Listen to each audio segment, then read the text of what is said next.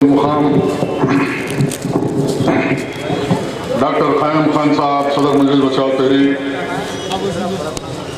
मेहमान खुसूसी मोहतरम अबू आसिम साहब MLA शनशीन पे तशरीफ फरमा, खुसूसियत के साथ शहीद वक़ार के वालिद, क़ायदीन इकराम, महफिल में मौजूद बुजुर्ग हजरात, नौजवान साथियों, वक्त बहुत ही मुख्तसर है और खुसूसियत के साथ मेहमान को भी सुनना है। मैं यूं कहूँगा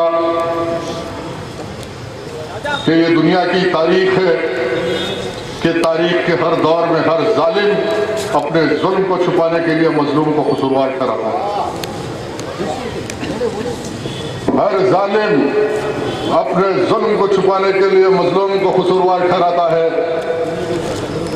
और 1450 साल से आमद इस्लाम के बाद ये पैगाम दुनिया को मुसलमान देता रहा कि दुनिया में हक ताकत है, ताकत हक नहीं हो सकता। और हमने उन लोगों के भी नताइज देखे जिसने ताकत की बुनियाद पर रूह ज़मीन पर हुकूमतों को कायम किया, वो हुकूमतें बाकी नहीं रही। 60 साल की तारीख ये बताती है कि कितने सदक़े उतारे गए, कितने जनाजे संवारे गए, फिरंगियों की चुंगल से बच गए तो तिरंगे के साए मारे गए। यह हिंदुस्तान जिसकी तारीख का हर पन्ना मेरे असलाफ की कुर्बानियों से भरा हुआ है।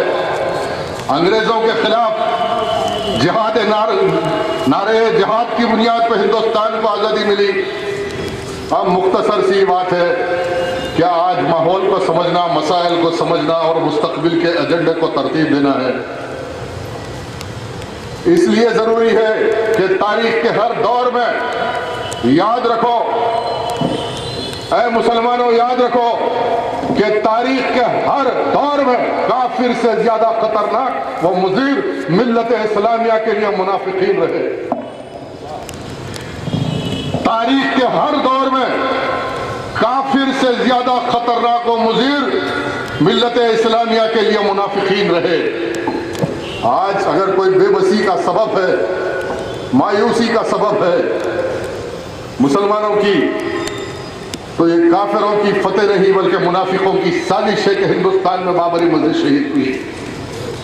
हिंदुस्तान में मलियाना से लेकर आज की तारीख तक जितने फसादात हुए, बाटला एनकाउंटर से लेकर बंबई के फसादात, Shri Krishna commission report implement नहीं होती। और ऐवान असेंबली में मैं उस शख्स को भी देखा जो श्री कृष्णा कमीशन रिपोर्ट को इंप्लीमेंट कराने के लिए महाराष्ट्र की असेंबली में तन्हा एक अल्लाह का बंदा आवाज उठा रहा था। उस शख्स को मैं आज सलाम करता हूं जो मजलूम मुसलमानों के लिए, जिसने अबू आसिम आज़मी की शक्ल में आवाज उठाया और ये बताया कि हिंदुस्तान में ईमान जिंदा है, हिंदुस्तान में हक की लड़ाई बाकी है, उसूलों की लड़ाई बाकी है। हिंदुस्तान में आज की तारीख तक हमने गंगी जमनी तहजीब का मुजाहरा किया और ऐलान करते रहे कि इस मुल्क में हिंदू, मुसलमान, सिख, पारसी, ईसाई हम बिरादरान वतन है। इस मुल्क में बराबर का हक है और आज हकदार के हक की लड़ाई है। अल्लाह के हबीब ने फरमाया सादिक़ल्लज़ी हक़्क़ल हक़्क़ा।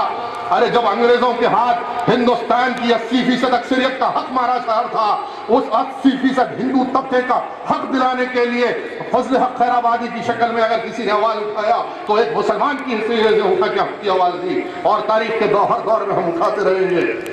आज ये इनकाउंटर का सिलसिला, बहरहाल ऐवान असेंबली इस बात की भी गवाह है कि बाबरी मस्जिद की शहादत और उसके बाद किसने ऐवान असेंबली में आवाज उठाया। आज एक अहम कायद हिंदुस्तान के मुसलमानों के लीडर आपके और मेरे दरमियान में तशरीफ फरमाए, तो हमारी भी ये ख्वाहिश है कि हिंदुस्तान में सेक्युलर फोर्सेस का एक फ्रंट बने, जो बन रहा है और इंशाअल्लाह बनेगा। कल टीवी पे दुनिया ने देखा लल्लू प्रसाद यादव की शक्ल में संघ परिवार से लड़ने के लिए एक बड़ी कुर्बानी देके उन्होंने नीतीश कुमार को चीफ मिनिस्टर एक्सेप्ट कर लिया। मुलायम सिंह यादव की क़ियादत में एक फ्रंट बन रहा और हम भी चाहते हैं कि यह फ्रंट हिंदुस्तान की गली गली, चप्पा चप्पा फैले हिंदुस्तान में हम साझेदारी चाहते हैं, हम ताबेदारी नहीं चाहते। इस मुल्क में मुसलमान साझेदारी चाहता है, मुसलमान ताबेदारी नहीं चाहता। और याद रहे कि जब मुसलमान साझेदारी चाहता है तो मुसलमान इस मुल्क में इंसाफ चाहता है, फंडामेंटल राइट चाहता है, हिंदुस्तान के अपने हुकूक चाहता है। हिंदुस्तान का हर मुसलमान बच्चा तालीम चाहता है, तरक्की चाहता है। हिंदुस्तान का हर बच्चा अब्दुल कलाम बनना चाहता है, अब्दुल हबीब बनकर हिंदुस्तान पे कुर्बान होना चाहता है। हिंदुस्तान की सरहदों का तहफ़्फ़ुज़ करके मिसाल पेश करेंगे और बताएंगे हुब्बुल वतनी मिनल ईमान है, ईमान का आधा हिस्सा वतन से मोहब्बत करना और वतन की वफादारी करना है।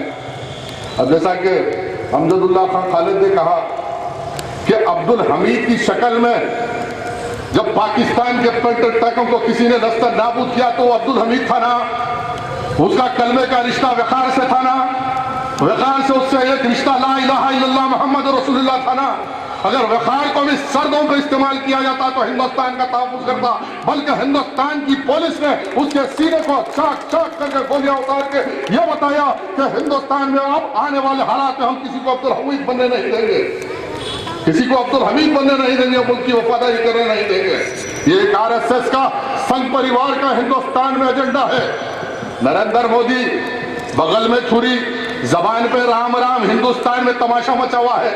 स्वच्छ हिंदुस्तान, तो यहाँ पे भी भैया ये मोटी नाक वाला लग गया, स्वच्छ तेलंगाना, स्वच्छ हैदराबाद। और ये दो पुराने मुनाफिक जब तक सोनिया गांधी थी उसके दर पे सजदा करते रहे। सोनिया गांधी खत्म हो गई, यहाँ पे किरण रेड्डी के दर पे, राजशेखर रेड्डी के दर पे। अरे बताओ, हिंदुस्तान में कोई ऐसी तहरीक है जो हाकिमों के आंख में आंख डाल के बात करती है, चाहे इख्तिदार रहे या न रहे? इस तहरीक का कोई ख्वाहिश, कोई फर्ज किसी हाकिम के दरबार पे नहीं झुका। हर वक्त अल्लाह से रुजू रहे। और इलेक्शन की दास्तान तो आपको मालूम है, जो नाइंसाफियां हुए, अदालत से इंसाफ मिलेगा तहरीक को। हम हाई कोर्ट में मुकदमा लड़ रहे हैं, यह इलेक्शन, अरे हमसे क्या जीतते असदुद्दीन अकबरुद्दीन? जिस तरह दिल्ली में इलेक्शन हुआ, इलेक्शन खत्म हो गया, अब इलेक्शन का है माफिया। यहाँ के आईपीएस ऑफिसरों की लॉबी, यहाँ पे आरएसएस की लॉबी, यहाँ पे कांग्रेस की लॉबी। इस मुल्क में दो तरीके की फिरका परस्ती है मेरे भाई। एक फिरका परस्ती वो है जिसको कहा जाता है कि प्रैग्मेटिक कम्युनलिज्म, प्रैग्मेटिक कम्युनलिज्म, हिकमत के मुताबिक फिरका परस्ती चलाओ, ये 60 साल से कांग्रेस ने चलाया प्रैग्मेटिक कम्युनलिज्म। और दूसरा इस मुल्क में है प्रोग्रामेटिक कम्युनलिज्म, जो आज संघ परिवार का एजेंडा है, प्रोग्राम के तहत फिरका परस्ती। इस दो फिरका परस्ती के दरमियान, दो ब्रेड के पीसों के दरमियान में ऑमलेट की तरह फंसा हुआ हिंदुस्तान का सेक्युलर हिंदू हो या मुसलमान हो, आज परेशान है। अगर ये कल मुल्क बिखरेगा तो ये आरएसएस और संघ परिवार के एजेंडे से बिगड़ेगा, बल्कि वक़ार जैसे बच्चों से नहीं। अरे वक़ार टेररिस्ट क्यों बना? और तुम कह रहे हो टेररिस्ट टेररिस्ट टेररिस्ट टेररिस्ट, आतंकवादी। आतंकवाद का डेफिनेशन क्या है? जो समाज को आतंकित करे, जो समाज में कानून तोड़े, समाज को दहशतगर्द और दहशतगर्दी में मुलविस करे। अरे इन्हीं का आरएसएस का था ना, एलके अडवाणी, वाजपेयी, जिसने बाबरी मस्जिद को दिन धड़ा फौज और मिलिट्री के सामने शहीद किया। तो क्या हिंदुस्तान का कानून मर गया था? हिंदुस्तान का सेकुलरिज्म सो गया था, सांप सूंघ गया था कि आज वक़ार पे कानून नाफिज किया जाता, टेररिस्ट कहा जाता? तो फिर ऐसे ही कानून तोड़ने वाले एलके अडवाणी, नरेंद्र मोदी, सबके सब हिंदुस्तान में मौत की घाट उतार दिए जाए, एनकाउंटर किए जाए, तो जब ही इंसाफ होगा। मक्का मस्जिद का बम ब्लास्ट, एक मासूम बच्चा जिसको इंसाफ नहीं मिला।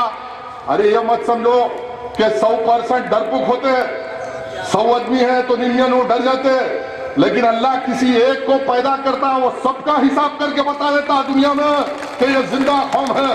मक्का मस्जिद में बम ब्लास्ट करने वाली प्रज्ञा सिंह ठाकुर, आरएसएस का इंद्रेश कुमार, ये सारा आरएसएस का एजेंडा, समझौता एक्सप्रेस बम ब्लास्ट, बाटला हाउस एनकाउंटर, बंबई के बम ब्लास्ट, सब ये आरएसएस का कारनामा। और उसके बाद फिर कहा जा रहा कि नहीं ये बच्चा टेररिस्ट था, पुलिस वालों को गोली मारा, वक़ार ने किसी हिंदू को गोली मारा, क्रिश्चियन को मारा, पंडित को मारा, पादरी को मारा। अरे उनको मारा जिसने जिम्मेदारी ली थी कि कानून रखने की, जिसने कानून के नाम पे दहशतगर्दी मचाया, आईपीएस ऑफिसरों के नाम पे मजलूम मासूम मुसलमानों को दहशतगर्द करार देते हुए 5 मिनट में टीवी चैनलों में बताया कि शायद बिलाल टेररिस्ट है, शायद बिलाल टेररिस्ट है। अब बताने वाले वो आईपीएस ऑफिसरों की लाबी ये भी बताए कि प्रज्ञा सिंह कौन है, इनकी आरएसएस का क्या रोल था मक्का मस्जिद बम ब्लास्ट में, Jama Masjid bomb blast, Malegaon bomb blast, Nanded bomb blast, Hindustan के हर शहर में बम ब्लास्ट। लेकिन मुसलमान बच्चों को दहशतगर्दी के नाम पे गिरफ्तार किया जाता है। ये इंसाफ है, ये कानून है। आज याद रखो कि आज हैदराबाद में जो इलेक्शन हो रहा, दुनिया ये समझ रही कि इलेक्शन की बुनियाद पे, कौम की राय की बुनियाद पे मजलिस इत्तेहाद और मुस्लिमीन को हमारी मताइज़ असलाफ की जमात है, जिस असलाफ ने कुर्बानियों की दास्तान लिख के जमात को कायम किया। लेकिन आपकी जमात आज एक माफिया के कब्जे में है। आज 10-10 हजार करोड़ रुपए दलाली करके मुसलमानों की कमा लिए और ये समझ रहे ये दलाली ज्यादा दिन चलेगी। मैं इस जलसे से पैगाम देता हूं, याद रखो ये दलाली ज्यादा दिन नहीं चलेगी, जमीन तंग हो जाएगी, तंग हो जाएगी। ईरान के बादशाह के पास क्या था, 1000 साल की हुकूमत और दौलत छोड़ के भागना पड़ा। मामर गद्दाफी का क्या हाल हुआ, सद्दाम हुसैन का क्या हाल हुआ, कश्मीर में अब्दुल्ला खानदान का क्या हाल हुआ, वही हाल हैदराबाद में सलाउद्दीन और उसके खानदान का होगा। ये आर पार की लड़ाई है, खौफ की लड़ाई है। नींबू की दरार बिछोड़ के रख देंगे जब मजलूमों की बात आएगी। ये मिल्लत मजलूमा का मरकज है, अमानुल्लाह खान ने कायम किया। मेरी दरखास्त है, हालात को समझो। इलेक्शन में कैसा भाई, गरीब गरीब औरतों को 500 रुपए दो, पुलिस को मैनेजमेंट कर लो, जो आवाज करा उसको गिरफ्तार कर लो, फर्जी वोट डाल लो।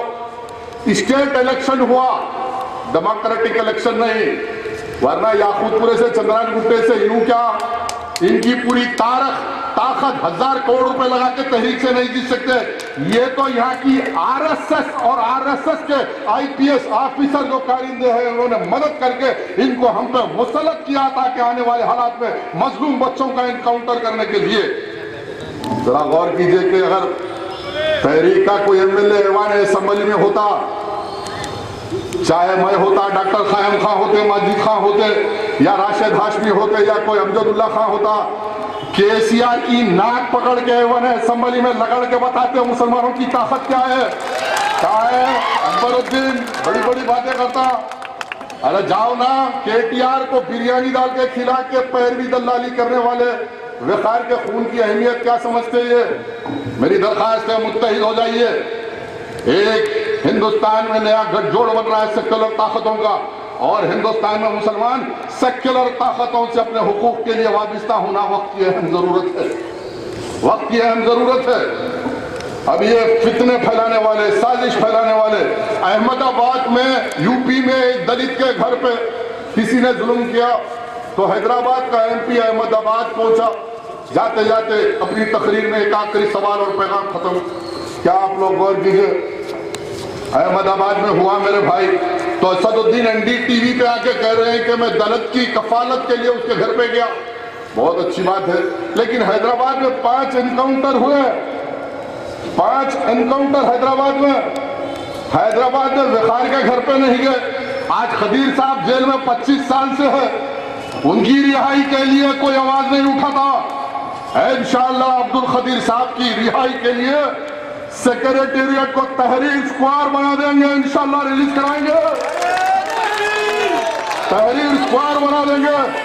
रमजान का महीना तो गुजरने दीजिए, रमजान के बाद में जब मैदान में उतरेंगे, रमजान इबादतों का महीना है, रमजान में कसरत से इबादत कीजिए कि अल्लाह आपको, मुझको वो ताकत, वो सलाहियत, वो शुजात दे कि आने वाले हालात का हम मुकाबला करें। यही केसीआर तो जाके एनडीए के स्टेज पे बैठा था। ठीक है, रमजान के बाद वकार के एनकाउंटर पे मुसलसल जहाद, जब तक कातिल को जेल नहीं भेजा जाएगा एहतजाज चलेगा। अब्दुल खदीर की रिहाई के लिए रमजान की ईद के बाद तैयार रहिए कि गला गली, चप्पा चप्पा तेलंगाना का खुदल के रख देंगे। और अब्दुल खदीर जो बेगुनाह है, मैंने गुज़िश्ता जलसे में भी कहा था कि एक जुर्म होता है प्लान क्राइम, एक होता है अनप्लान क्राइम, जज्बात में आके आदमी कसूर करता है। अब्दुल खदीर का इंटरव्यू जब अखबार वालों ने लिया, नामा निगारों ने लिया, टीवी चैनल वालों ने लिया, तो अब्दुल खदीर ने कहा कि हाँ भाई मैं एक सरकारी नौकर था, लेकिन एसीपी सतैया एक तरफा कार्रवाई और पुलिस के ड्रेस में आरएसएस की तरह काम करके मासूम मजलूम मुसलमानों को मार रहा था और मैं जज्बाती तौर पर आकर उसका कत्ल कर दिया, इसने इकरार किया। तो उस वाकये को भी देखना होगा जहां नक्सलाइट्स 100 करोड़ रुपए की प्रॉपर्टी तोड़ते हैं, उनको छोड़े। खालिस्तान में मुल्क के खिलाफ गद्दारी हुई, बगावत हुई, तो उनसे समझौता होता। आसाम अखाट के नाम पर आसाम में बड़े बड़े दहशतगर्दों को जेल से रिहा किया जाता। बांग्लादेश से आज माहिदा होता। आज कश्मीर के बड़े बड़े सेपरेटिस्ट लीडरों को छोड़ा जाता, लेकिन अब्दुल खदीर को क्यों नहीं छोड़ा जाता, जिसका एक पैर कट गया, आज शुगर पेशेंट है, मौत के दर पे है। अरे लानत है हम पे और तुम पे कि अगर खदीर का इंतकाल जेल में हो जाएगा और फिर हम हाथ मसलते रहेंगे। आज वक्त का तगाजा है। मैं जनाब अब्बू आसिम आजमी साहब से, मौजूद तमाम कायदीन से ये रिक्वेस्ट करता हूँ कि अब्दुल खदीर साहब के लिए आप मरकजी सतह पर मुलायम सिंह यादव से लेकर तमाम, आज समाजवादी पार्टी, आज सेक्युलर कायदीन का डेलीगेशन हैदराबाद में लाइए और यहाँ पे उस पे दबाव डालते हुए खदीर की रिहाई को यकीनी बनाइए। ग्राउंड लेवल पे तहरीक आपके साथ काम करने के लिए तैयार है। आखिर दावाना अल्हम्दुलिल्लाहि रब्बिल आलमीन।